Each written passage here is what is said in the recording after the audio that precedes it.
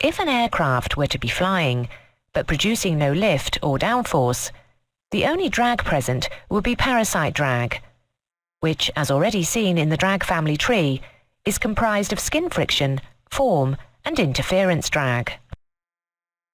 An aircraft's skin, regardless of material, will to some degree have imperfections or roughness in its surface, due to paint, rivets, and other protrusions, contamination, etc. Air particles in direct contact with the surface are accelerated to the speed of the aircraft and are carried along with it. Adjacent particles will be accelerated by contact with the lower particles, but their velocity will be less, but only slightly so, because of the low viscosity of the air.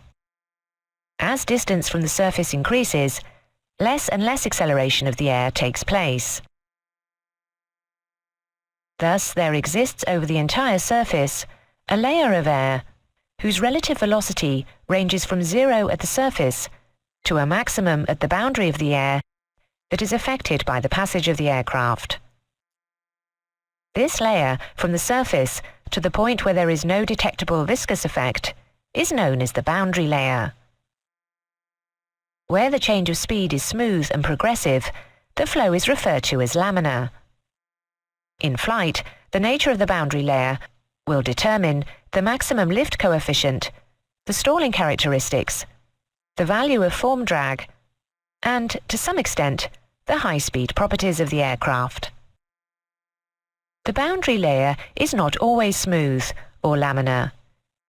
In general, the flow over the front of a surface will be laminar, but will become turbulent some distance back, at a point known as the transition point. The increased rate of change of velocity at the surface in turbulent flow will give more skin friction than laminar flow. A turbulent boundary layer also has more kinetic energy than a laminar layer, and is more resistant to separation. A forward movement of the transition point will increase skin friction because of the greater area of turbulent flow. There are two factors that can affect the position of the transition point. First, the surface condition. The thin laminar layer is very sensitive to any irregularities. Roughness on the leading edge skin can cause early transition to turbulent flow, which fans out downstream, causing a marked increase in skin friction drag. Secondly, a laminar layer cannot exist where pressure is rising in the direction of flow. Over a curved surface, like a wing, the transition point is at or near the point of maximum thickness, which is the point of lowest pressure. So the flow is against what is called an adverse pressure gradient.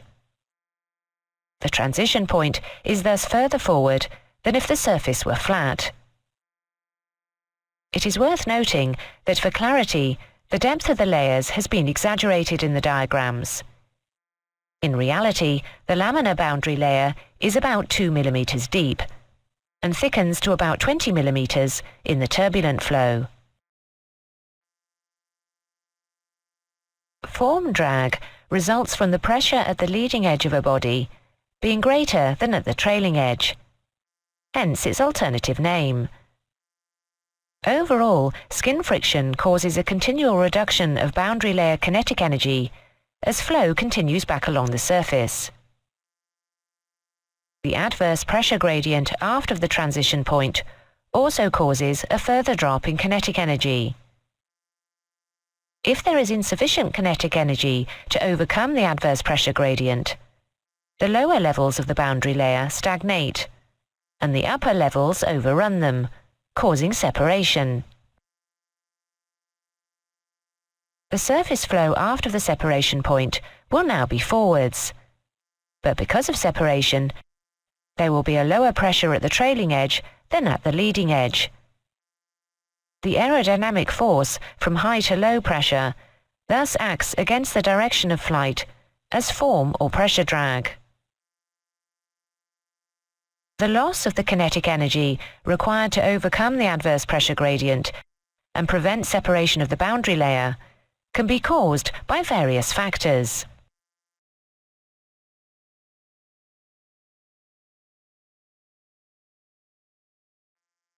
As angle of attack increases, the transition point moves closer to the leading edge, and the adverse pressure gradient becomes stronger. This moves the separation point forward. Eventually, the separation point is so close to the leading edge that there is not enough wing area to generate the lift required. The CL decreases rapidly, and the wing stalls. Another factor concerns transonic flight. When a shock wave forms on the upper surface, the increase of static pressure through the shock wave creates an extreme adverse pressure gradient. If the shock wave is strong enough, separation will occur immediately behind it. This phenomenon will be explained more fully in the part of the syllabus on high-speed flight. Coming back to subsonic flight, a turbulent boundary layer will resist separation better than a laminar flow meeting the same adverse pressure gradient. In some circumstances, this is an advantage. For example, some aircraft have small vanes called vortex generators, fitted on top of the wing ahead of the ailerons, to ensure that the boundary layer remains attached longer than on the rest of the wing, to retain control effectiveness at speeds close to the stall. In normal flight, however, laminar flow is preferable, owing to its lower drag penalty. The term streamlining is often used to refer to the smoothing of a vehicle's or aircraft's design shape, or the addition of fairings or fillets to modify it. But more specifically, it is the shaping of a body to keep separation as close to the trailing edge as possible.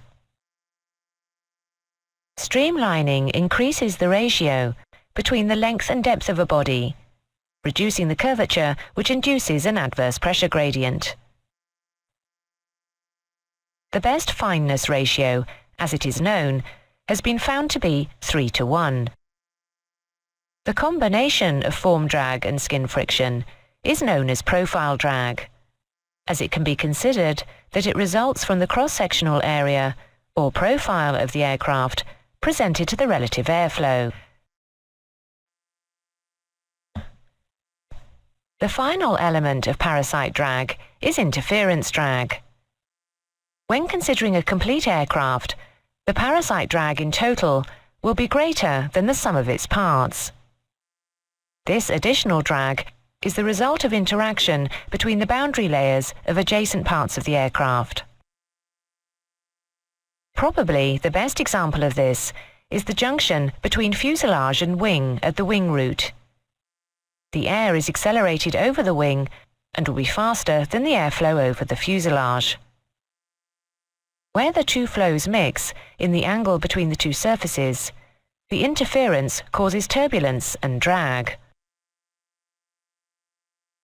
The solution to this problem is to add fillets to smooth out the transition between the surfaces, making the velocity change more gradual, minimizing the turbulence and thus the drag. There are a few factors which significantly affect parasite drag. First, like lift or any other kind of drag, it will vary directly with the square of the indicated airspeed. If IAS is doubled, parasite drag is quadrupled. And if IAS is halved, parasite drag is reduced to a quarter of its previous value. Changes in configuration will also have an effect on parasite drag, which varies in direct proportion to the frontal area presented to the airflow. This cross-sectional area is known as parasite area. If flaps and landing gear are lowered, speed brakes extended, or roll control spoilers operated, parasite area, and thus parasite drag, will increase. Airframe contamination, that is, accumulations of ice, snow, frost, slush, mud, or even insects, will increase the parasite drag coefficient. In the case of severe airframe icing, the parasite area may be increased also. From this examination of parasite drag, We shall move on in the next lesson to the other main constituent of total drag, induced drag.